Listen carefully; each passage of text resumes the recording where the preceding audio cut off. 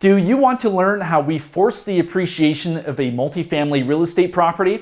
In this video, I'm going to walk you through what happens on the operations side of a value add play. So make sure you hit the subscribe button right now so you don't miss more videos about building wealth through multifamily real estate. And if you don't know me, I'm Seth Ferguson, an 11-year real estate veteran, host of a real estate TV show, host of a real estate investing podcast, and the author of the real estate book, Sell for More. So let's get into the operations side of a value add play. And as we know with multifamily real estate, I've covered this in my past videos, multifamily real estate on the commercial side is valued based on the income approach. So that means the NOI, or the net operating income,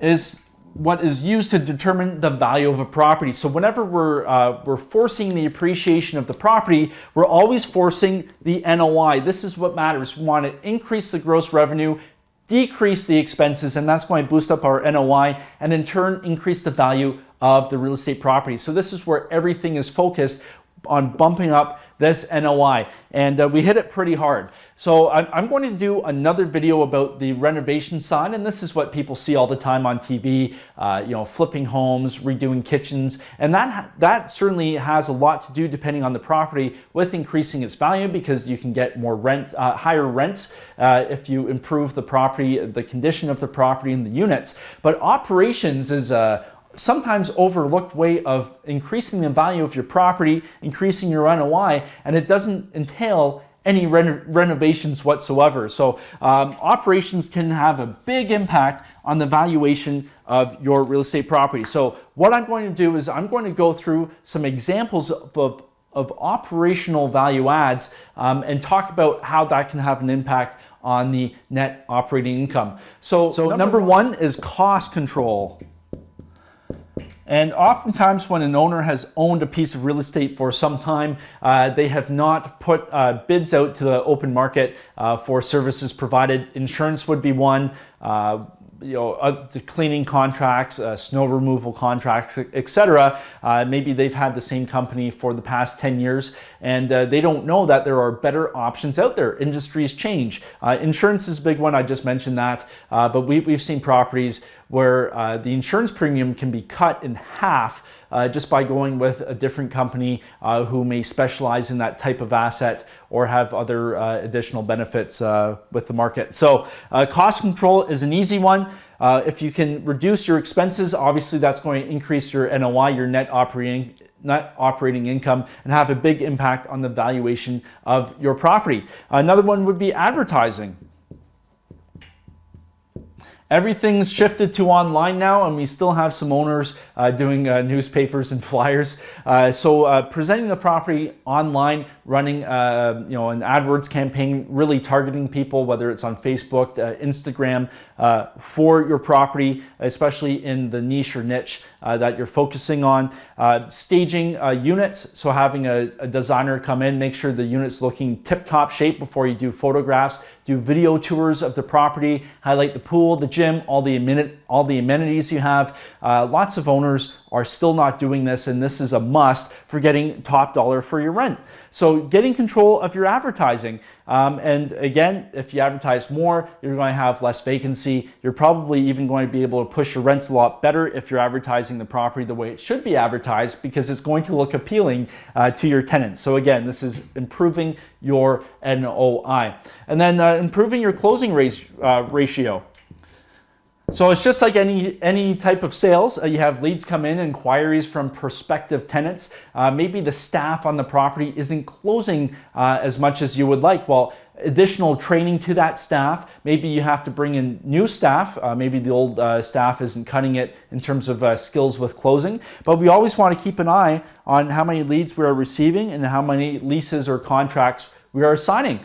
So if that's dropping down, if you're not closing like you should, that's going to increase the number of vacancies, the time that a unit is offline and not rented. So again, improving your closing, you're going to have less leads come in and more contracts closed. That's going to decrease your advertising budget because you're doing more with less, and you're going to be able to fill people in, and that's going to impact your bottom line as well. And then we have turn time.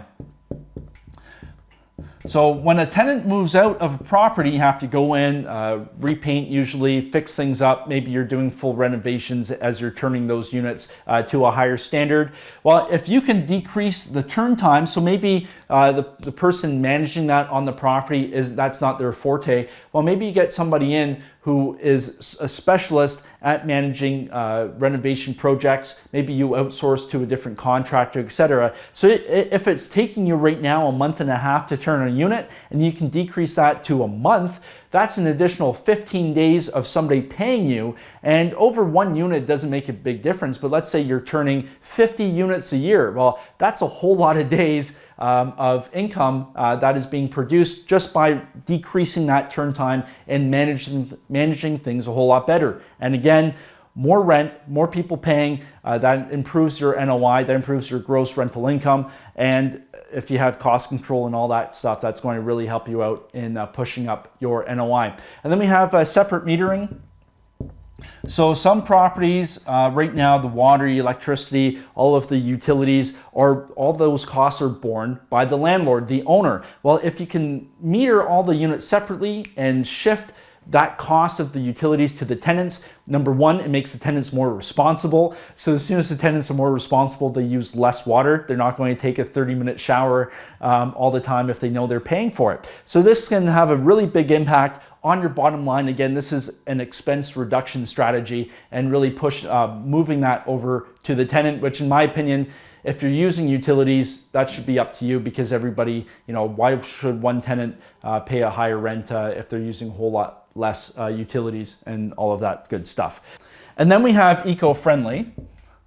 So what I mean by eco-friendly is we have low use light bulbs, appliances, and let's say you're managing a very large, let's say you own a very large property. If you change all the light bulbs in all the parking lots, all the common areas, those are utility expenses that are borne by yourself, the owner. That makes quite a big impact on your energy usage. And as well, if you install low use appliances in a unit, that helps out your tenants because their hydro bills and electrical bills will be a whole lot less. And then we also have low flush toilets, low water faucets, shower heads. Again, this makes a big impact on the total usage of the property, whether it's yourself that's bearing the costs or your tenants. And saving money on utilities is always a good thing, whether or not you're a landlord or a tenant.